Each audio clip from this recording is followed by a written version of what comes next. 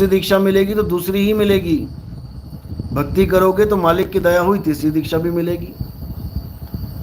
तो हर चीज मर्यादा में है। जो मर्यादा नहीं निभा सकते वो भैया मत आना यहाँ पे, उनको आने की जरूरत नहीं है, क्योंकि ये सारा खेल यहाँ पर मर्यादा का ही है। गुरु को सिर पे राखिए, चलिए आज्ञा माही। और तुम आज्ञा में ही नहीं चल सकते तो क्या फायदा तुम्हारा यहाँ आने का? इससे अच्छा तो घर बैठे थे, घर ही बैठो तुम। तो अगर कोई आना चाहता है तो पूरी मर्यादा के साथ आए, नहीं तो आने की कोई जरूरत नहीं भाई, जहां हो वहीं रहो। हमें कोई इलेक्शन थोड़ी नहीं लड़ने हैं कि वोट बैंक बढ़ाना है अपना। कुसुम देवी साहिब बंदगी सतनाम गुरु जी। राजीव गुप्ता, आपका अमृत भर सत्संग सुन के हर जीव पीव हो जाएगा। बिल्कुल यही होना है, यही करने के लिए दुनिया में आए हैं। लेकिन केवल इस चीज को छोड़ के बाकी सब कर बैठे।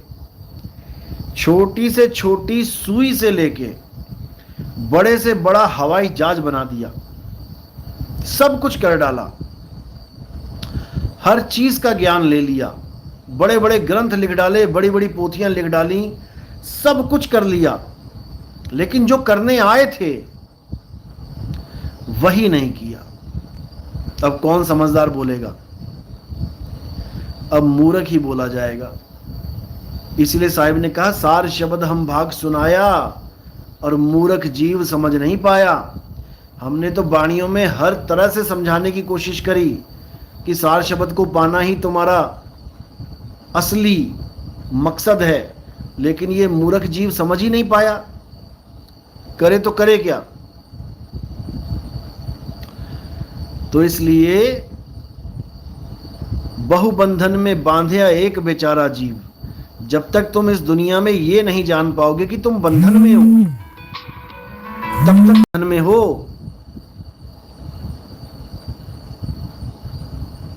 बंधन का मतलब ये नहीं कि हथकड़ियां लगी होंगी तभी बंधन में होगे।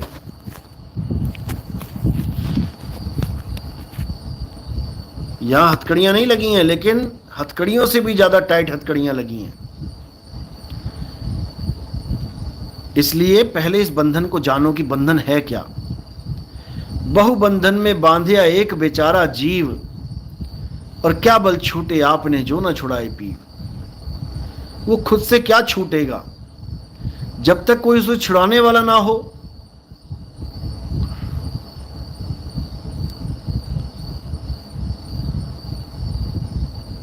इसलिए बार बार कबीर साहब यही समझा रहे हैं कि हे जीव, तू पहले अपने आप को जान कि तू है क्या। अपने आप को जान लेगा तो सारी दुनिया को जान लेगा। और ये सृष्टि तो माया है।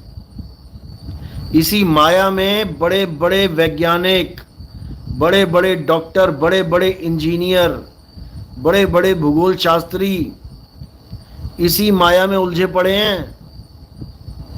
अब साइंटिस्ट देखो क्या करते हैं, जैसे कोई प्रकृति में कोई खोज कर रहा है, मानो कोई सोना खोज रहा है, या कोई हीरा खोज रहा है, या कोई पेड़ पौधों की प्रजातियां खोज रहा है, या कोई कीड़े मकोड़ों की प्रजातियां खोज रहा है, या कोई पानी में डुबकियां मार मार के मछलियों की अलग अलग प्रजातियां खोज रहा है, या कोई मंगल ग्रह पे जाकर कुछ खोजना चाहता है, या कोई जुपिटर पे जाना चाहता है, कहीं जाना चाहता है। तो ये सारा जो ज्ञान है, ये किस चीज का ज्ञान अर्जित किया जा रहा है? माया का, प्रकृति का। सारी सारी उम्रें निकल गई साइंटिस्टों की, उनके आगे शिष्य आए वो भी चले गए, उनके आगे शिष्य आए वो भी चले गए, शिष्य आए चले गए, आए चले गए, चलता ही चला गया ये मामला। लेकिन आज तक खुद को नहीं खोज पाए। सारी दुनिया खोज मारी, और वैसे भी क्या खोज पाओगे बताओ? अभी इस धरती के ही राज पूरे नहीं खुले हैं। समुद्र में ऐसी ऐसी प्रजातियां अभी भी नई से नई मिल रही हैं, ऐसे ऐसे पेड़ पौधे हैं नए से नए मिल रहे हैं।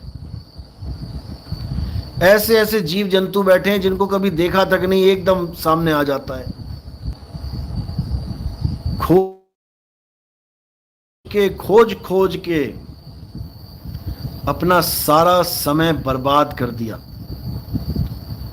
आया था किस काम के लिए और करने लगा क्या, और उसी को जीवन का मकसद बना लिया।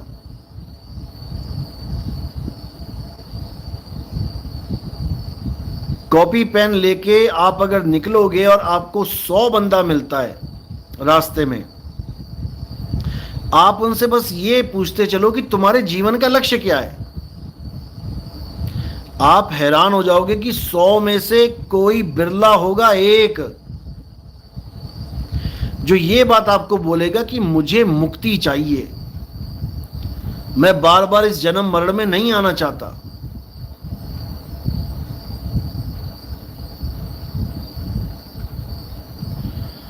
कोई बिरला होगा,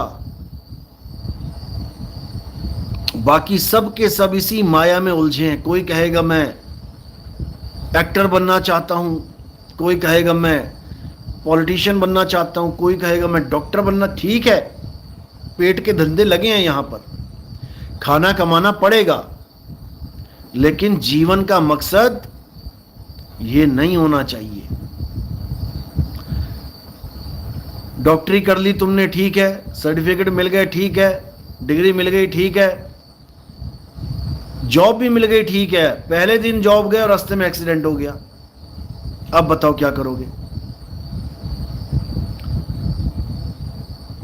चलो ठीक है, साइंटिस्ट बन गए, ठीक है, बहुत कुछ किया, बहुत कुछ मेहनत करी, पढ़े लिखे, इंटरव्यूज दिए, बहुत मेहनत करी, जॉब भी मिल गई, और पहले ही दिन जाते ही अटैक आ गया। अब बताओ क्या करोगे। ये दुनियावी सारी चीजें ये सेकेंडरी होनी चाहिए। जो हमारा प्रथम लक्ष्य है वो केवल और केवल मुक्ति। इस